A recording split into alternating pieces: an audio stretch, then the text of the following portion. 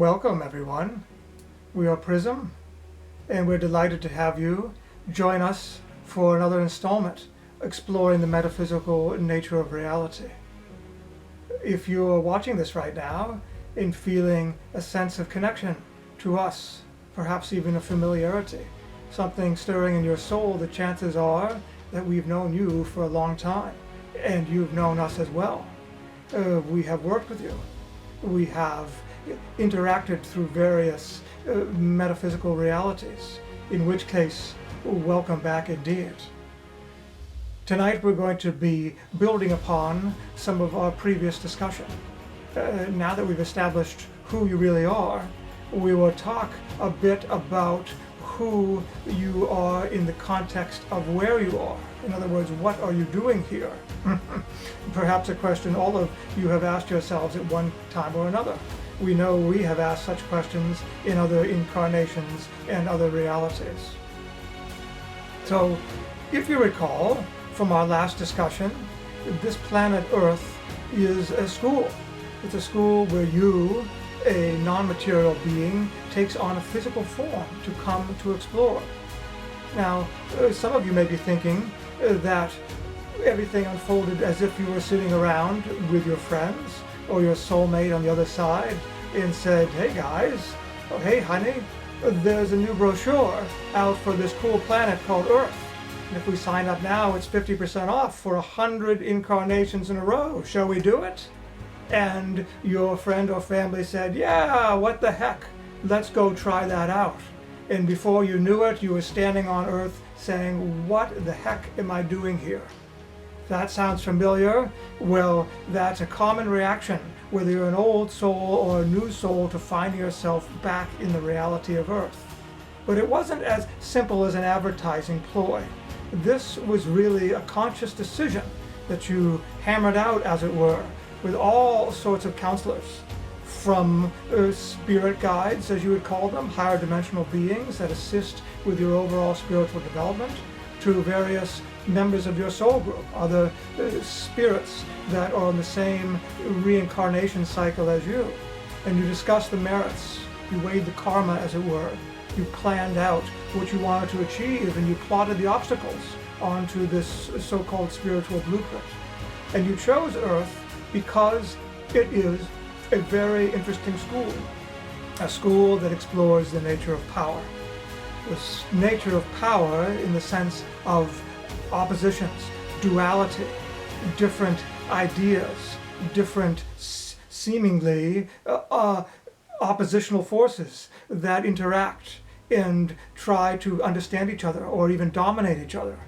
And in this context, and by the way, this school hasn't always had the same curriculum that it has now, but it's always been about power.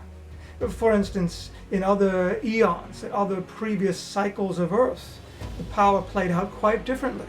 It was far less about factionalism. It was far less about strife and tribalism, but yet it was still about duality and dichotomy, about power over the other, about power in terms of the context of separation.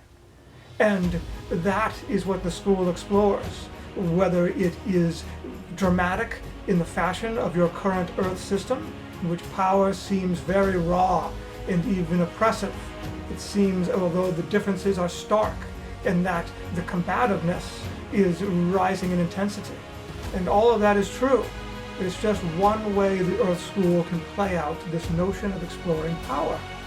Now, where does the school ultimately end up?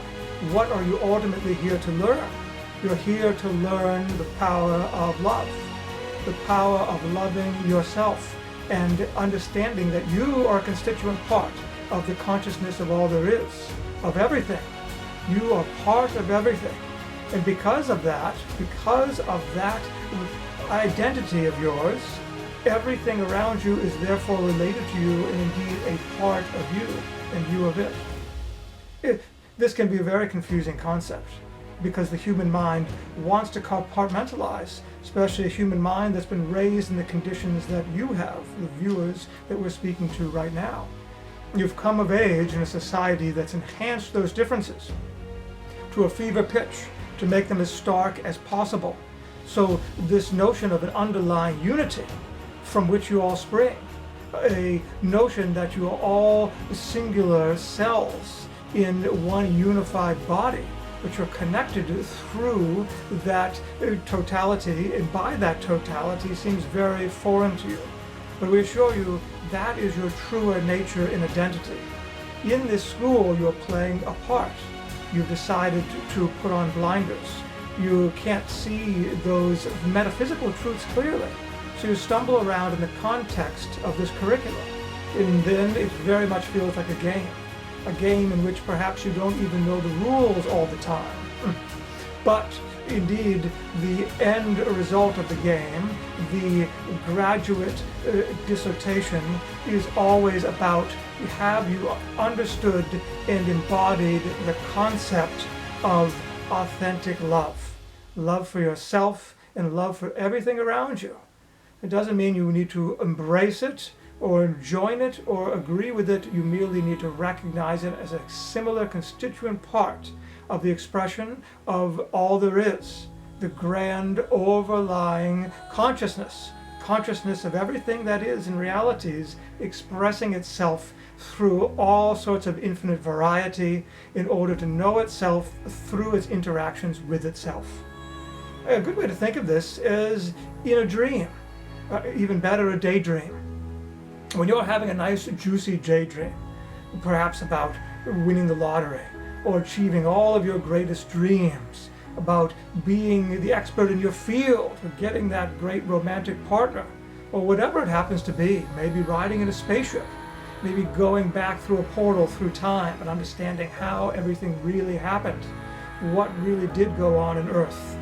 When you're in the midst of that daydream, whatever it is, you know that you are creating all of these elements. But yet, the daydream unfolds, particularly if it's a very enticing one, as if it's a landscape unto itself with individual actors. In other words, the little people that you create, the image of yourself, the image of your friends or family or strangers or idealized versions of people, friend or foe that you're creating, they all take on an individual identity after a while, just as they do in a waking dream. And those different individuals in your daydream start to have their own personality. And if you give them more and more latitude, they can even surprise you with their reactions. If you really let go and start drifting off into this daydream with total abandon. And the landscapes you're creating can start to seem as though they have their own identity. They're as real and individualized as any landscape on Earth. And yet you know in the back of your mind, perhaps quite consciously, or at least perhaps way back there, that you've created everything. You've created all the people, the conversations, and the landscape. It's all one.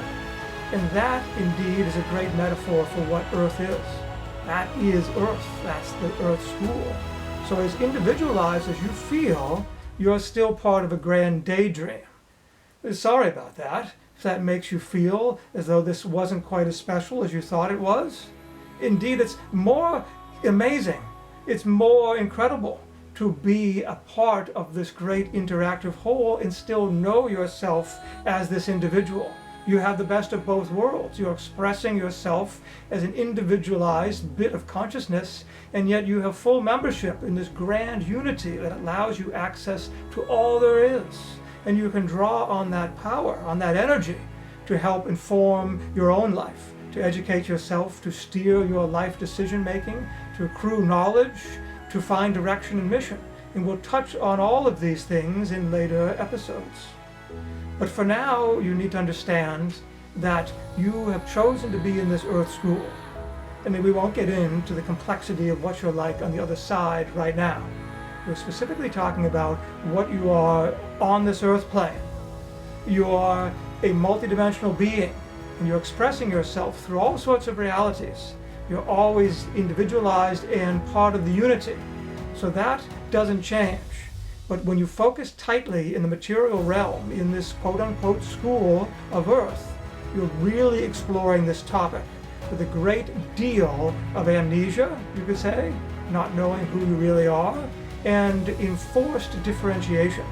meaning you're taking on the rules of this game, the rules of division, of dichotomy, of duality, etc., of separation.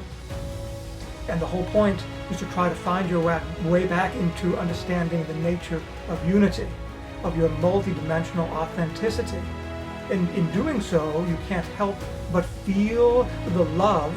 And when we say love, we're saying this grand acceptance, this grand joy of knowing yourself, of accepting yourself for all that you are. And then in knowing who you are and knowing that therefore you're part of everything, you can't help but then accept everything around you as being part of that same ultimate identity from which you spring. So to have an authentic love for the self means you must therefore love everything around you. You can't but help it. Even if you're not excited about everything, well, those are your preferences. You may not have a preference for war or destruction. We hope you don't. You may have a preference for art. Others may have a preference for engineering and creating structures. Those may merge. Those may be quite different in an individual. There's all sorts of variation in human preference.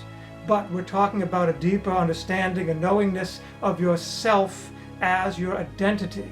Your deep identity is a multidimensional being.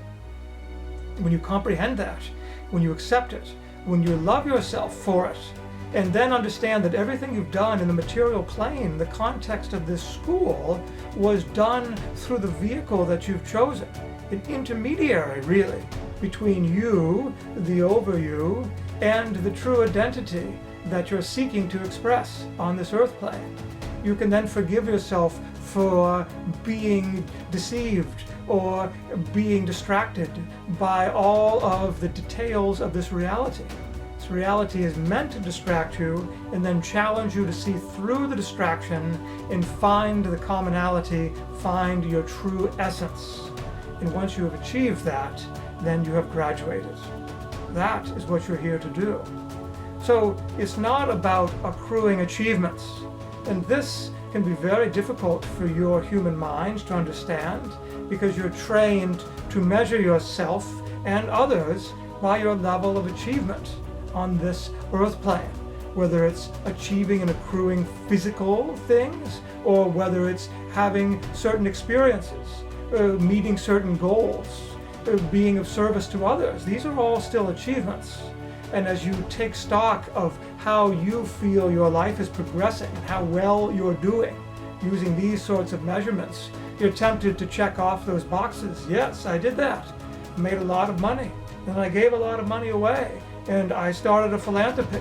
And I volunteered over here. And I picked up a lot of trash and recyclables and took it to the dump. And I watched a lot of very good educational programming. And I told everybody that I knew about all these interesting things that I learned, and I asked if I could help out around the house for anybody who needed help. And on you go, checking off these boxes.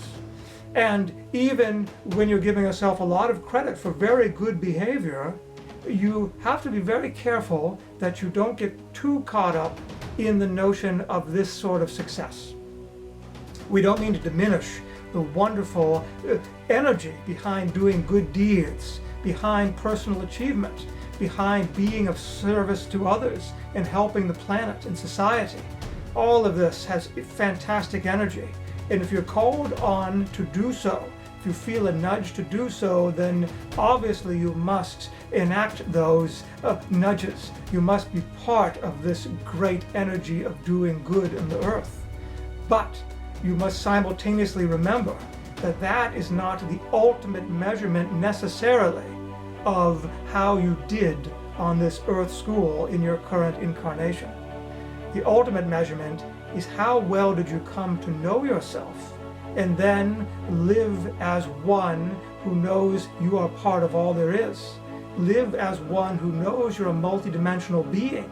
Live as one who knows that the best stance in life is a detached neutrality, knowing that everything is unfolding in an artificial context in the material plane, and that your job is to pour as much love and high frequency energy into every one of your interactions, every one of your thoughts and deeds, by becoming an embodiment of high frequency, of sending out love and joy in the best possible energy you can, then you have come to know yourself as the purity of energy of all there is, as the highest frequency of expression that you can be in this material realm.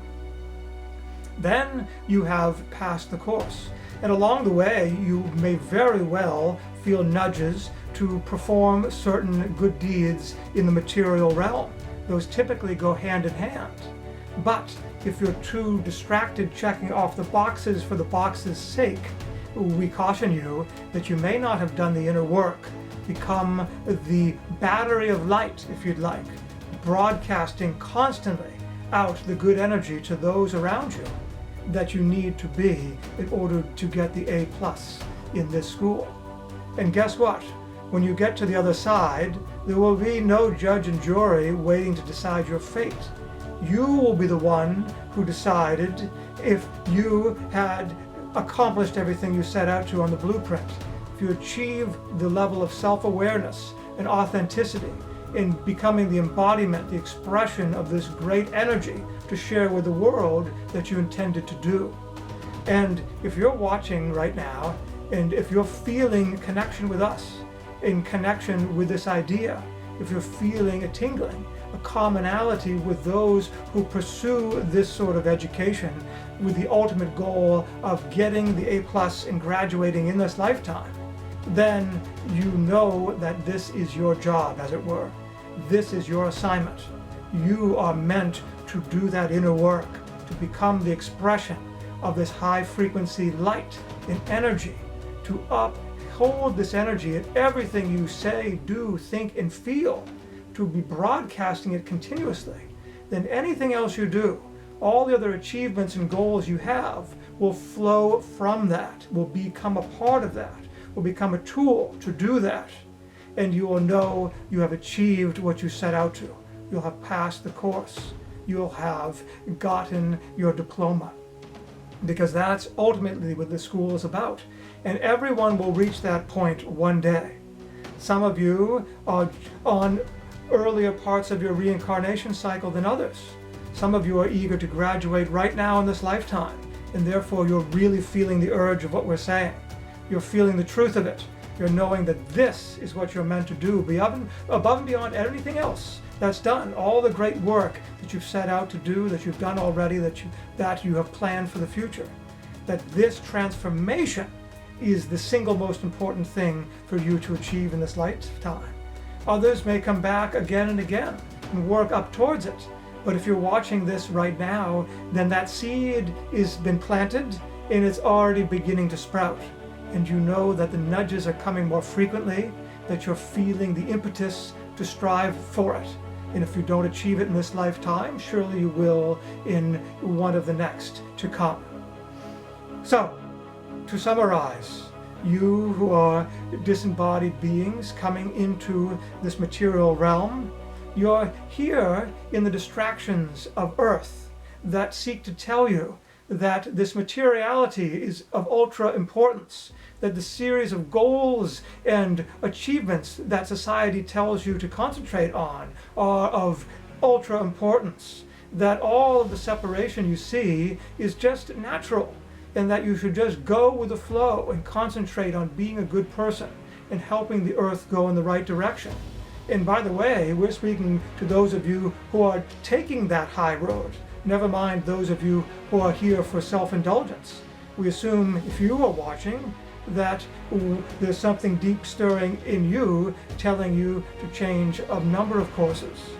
But for those of you who are already on a path setting out to do spiritual work, to know yourself better, then you must take that next step beyond the material, beyond the good goals, and understand that that inner work, that transformation, that becoming that battery of light is the ultimate goal that you will achieve. And all of your energy should be put into that. Every day you should be considering, how can I be that battery of light? How can I keep my energy up even higher? Here's all the things I've set out to do on my to-do list, but am I meditating enough? Am I doing enough body work or energy work that keeps my spirits up, my energy up? Am I thinking enough good thoughts? Am I sending enough prayers? Or if you don't like that word, enough energy out to the world, to all the spots that need it? That is very good work to do. And whether you're there literally helping in a place on earth or sending energy to it, arguably, depending on your level of energy, whoever has the best energy and the highest frequency is doing the best work for the entirety of the planet and even the situation. But every day you have an opportunity to revisit how well am I doing sending out the energy, embodying it, keeping my own frequency high, not worrying about the details, not worrying about those who fight each other, about those who argue with each other, about those who seek to win over each other. Those are not your battles. As soon as you realize that your true mission is to be a battery of light, to send it out into the world, then you realize that your participation in the duality that fights itself, the dichotomy that seeks conflict, is not your path. The best way out of a battle is to transcend it, is to not fight at all, to avoid either side of the issue and concentrate on the higher frequencies where battles do not take place. So if you struggle with getting caught up with the events of the day, all of these great swings of the past and the pendulum bringing you into an uncertain future, well, remember that those are all turbulence, the turbulence of a dichotomous system that is yearning to find unity. And if you feel the urge to find inner unity and to be a part of expressing the energy to seek greater unity, then you cannot afford to be in those battles. You can't afford to be in that turbulence. You must avoid it as much as you can and replace it with the energy of seeking unity, harmony, sending out beautiful energy. We will talk much more about how this works, about how you can build up a practice for it. But for now, we're painting with large brushstrokes. We need to tap into what you know is true in your soul.